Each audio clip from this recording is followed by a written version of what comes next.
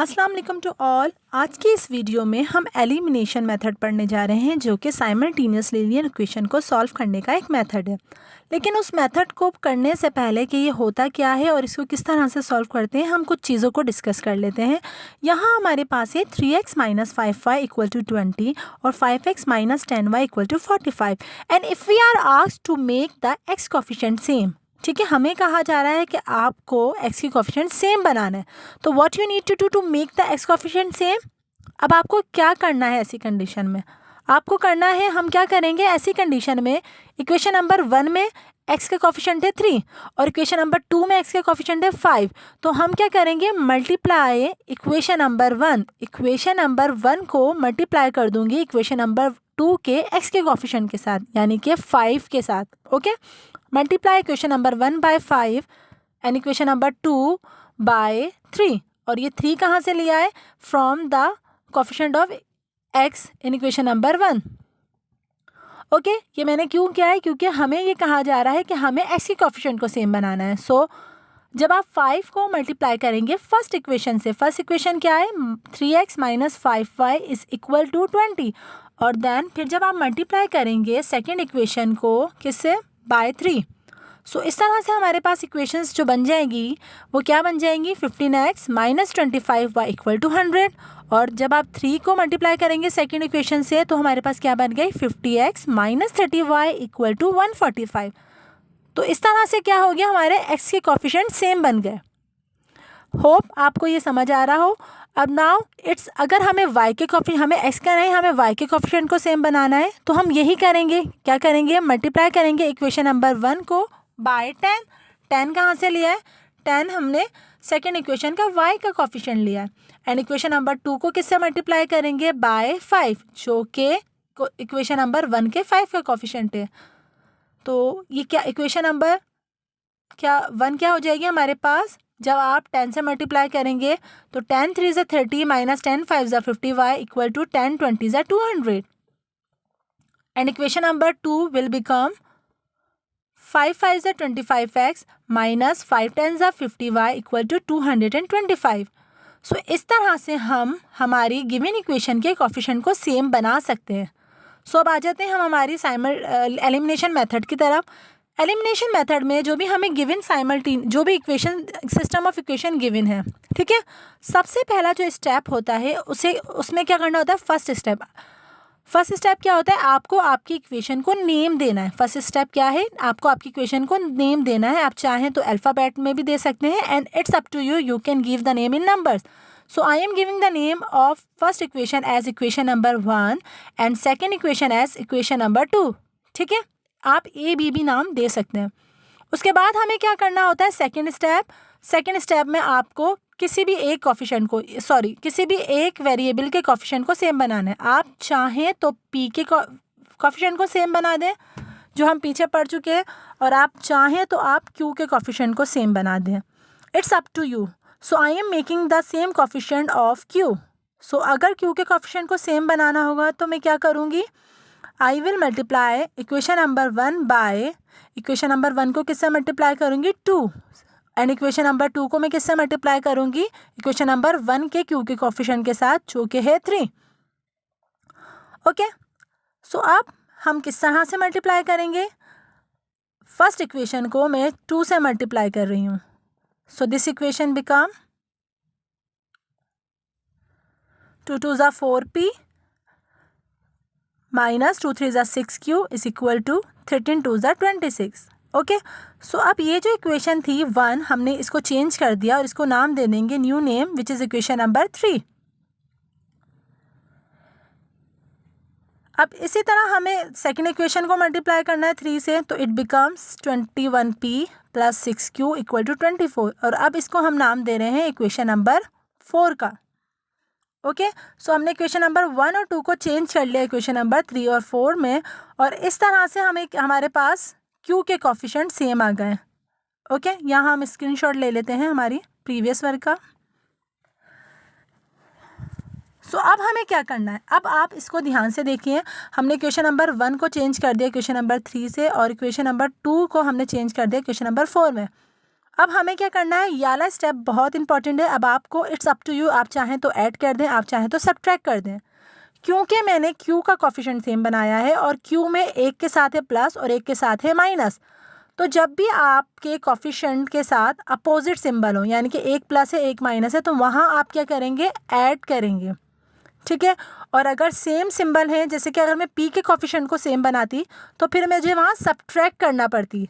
So I am adding equation number 3 and 4 so that we will cancel the coefficient of q, so that we will cancel the q term. ये addition क्यों की जा रही है, ताकि हम q की टर्म को ख़त्म कर दें, और जब q ख़त्म हो जाएगा तो हमारे पास p इजीली हम फाइंड आउट कर सकते हैं। एलिमिनेशन का मतलब ही यही है कि टू रिमूव, और एलिमिनेशन में हम क्या करते हैं, एक वेरिएबल को रिमूव करके सेकंड वेरिएबल की वैल्यू को फाइंड आउट करते हैं।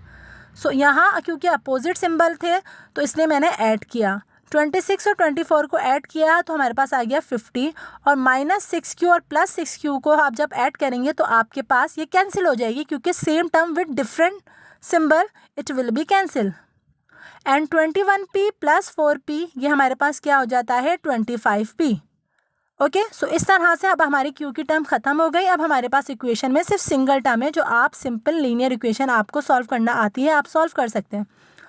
सो इस तरह से हमारे पास p = 50/25 हो जाएगा। हमने क्या किया है, p के साथ जो 25 है it will be shifted to other side, and ये मल्टीप्लाई हो रहा है तो वहाँ जाके क्या हो जाएगा, डिवाइड हो जाएगा।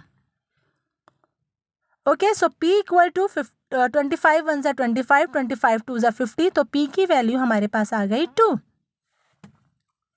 अब हमें क्या करना है, अब हमें जब हमने p की वैल्यू फाइंड आउट कर ली तो अब हमें q की वैल्यू फाइंड आउट करना है। अब q की वैल्यू हम कैसे फाइंड आउट कर सकते हैं, q की वैल्यू हम फाइंड आउट कर सकते हैं, इसको सब्सटीट्यूट, इसको पुट कर देंगे p = 2 in equation number 1। Keep in your mind it's up to you, you can put this value in equation number 1 और 2 और 3 और 4, इवन इन 3 and 4 में भी अगर आप आपकी वैल्यूज़ रखेंगे तो you will get the same answer, but I am putting the given value in equation number 1 क्योंकि मुझे लगता है इससे ईजिली निकल जाएगा। सो जब आप इक्वेशन नंबर 1 में आप p = 2 रिप्लेस करेंगे तो you will get 2 2s are 2 multiply by p की जगह हम 2 रख रहे हैं, -3q = 13, then 2 2s are 4, -3q = 13, then -3q = 13, this 4 will be shifted to other side and becomes -4, and -3q = 9, and then q = 9/3, so it becomes 3 1s are 3, 3 3s are 9, minus q = 3, or we can write this equation as q = -3। तो हमने हमारी p और q दोनों equation को find out कर लिया है। Okay, now so हमारी इक्वेशन इस जो साइमल्टेनियस इक्वेशन का जो रिजल्ट आया है लीनियर इक्वेशन का, system of linear equation p = 2 और q = -3 आ गया। नाउ अब हमें चेक करना है कि हमने ये जो इतनी मेहनत की है p का और q का आंसर को फाइंड आउट करने के लिए, क्या ये सही है या गलत। सो अब हमें क्या करना पड़ेगा, इस p और q को, if you want to check your answer either it is right और wrong, so we have to put the value of p and q in the question. हमारे क्वेश्चन में जो फर्स्ट इक्वेशन है 2p - 3q = 13, अब इसमें हम क्या रख देंगे, p की जगह पे we will replace p/2 and q by -3, so 2 × 2 मैंने p की जगह पे क्या रख देना है, 2 रख देना है, देन -3q = 13, और q की जगह पे हम क्या करेंगे, -3 राइट कर देंगे। So it become 4 + -9 = 13 and 13 = 13। सो यहाँ हमारी इक्वेशन, फर्स्ट इक्वेशन प्रूव्ड हो गई। अब similarly same step will be followed in the second equation.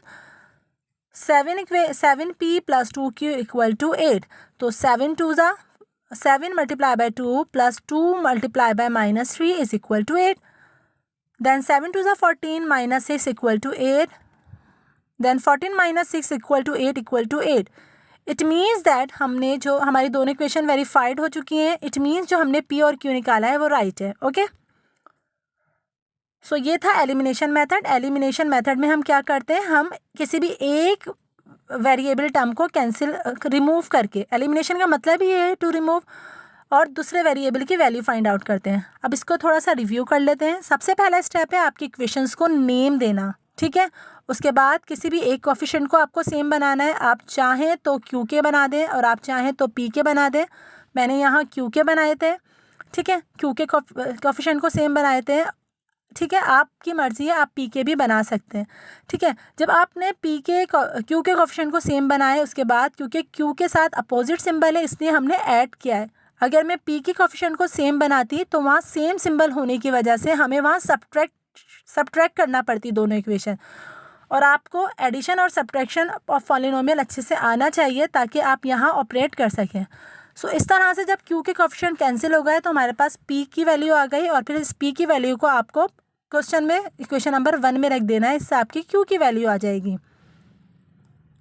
Okay, सो ये था एलिमिनेशन मेथड कि किस तरह से एलिमिनेशन से हम अननोन वेरिएबल को फाइंड आउट कर सकते हैं। सो आज की इस वीडियो में इतना ही। Thank you for watching.